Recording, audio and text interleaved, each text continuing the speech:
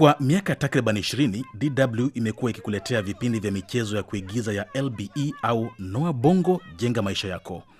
Lengo kubwa la michezo hii ni kuielimisha jamii kuhusu masuala mbalimbali na yale yanayoonekana kuwa mwiko kuyazungumzia.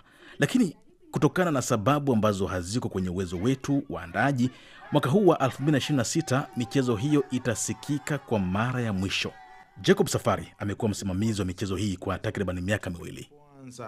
Kipindi kile cha Karandinga mpaka sasa hivi ni miaka takriban nafikiri 20 na imekuwa ikitoa elimu pakubwa sana kwa watu wengi, na sasa hivi kusikia kwamba inafikia mwisho ni jambo la kusikitisha, sio kwetu tu lakini pia kwa wasanii wenyewe. Walikuwa wanaipenda kazi hii, kila wanaposikia kwamba tunakuja Dar es Salaam ama sehemu zingine za Afrika Mashariki kuirekodi michezo hii, walikuwa wanafurahia, wanajitolea kwa njia yote ile. Sikuwahi mimi hata siku moja kumpigia simu msanii kumwambia kwamba aje kurekodi michezo alafu aniambie hatopata nafasi. Walikuwa wanatafuta nafasi na wanafika kwa wakati na kurekodi michezo hii. Ni jambo ambalo lilikuwa jambo ambalo linawafurahisha kweli. Kwa hiyo kusikia kwamba michezo imefikia mwisho ni pigo. Michezo ya mwaka huu hasa imejikita katika suala zima la matumizi ya akili mnemba au AI.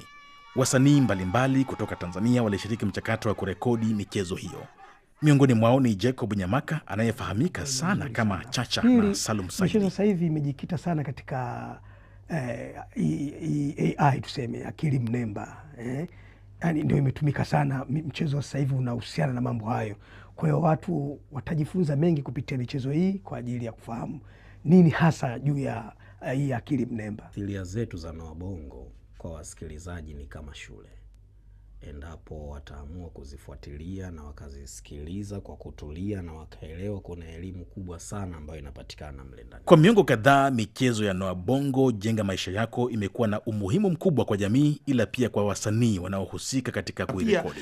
Ni pigo kwao kimfuko, kwa sababu wanapokuwa wanarekodi michezo hii wanapata angalau fedha ambazo zinaweza kuwasukuma kimaisha na kuwasaidia katika mambo yao ya kila siku. Kwa hiyo hili ni pigo kubwa. Hatujui kitakachotokea katika miaka baadaye, labda inaweza kurudi lakini kwa mfumo mwingine, na ndivyo tunavyoomba. Lakini kwa sasa ndio hivyo, michezo ya Noa Bongo Jenga Maisha Yako ndio imefikia mwisho kwa bahati mbaya. Michezo hii imewahi kurekodiwa Kenya, Jamhuri ya Kidemokrasia ya Kongo na Tanzania, ikiwakutanisha wasanii wanaoinukia na hata wale wenye majina makubwa.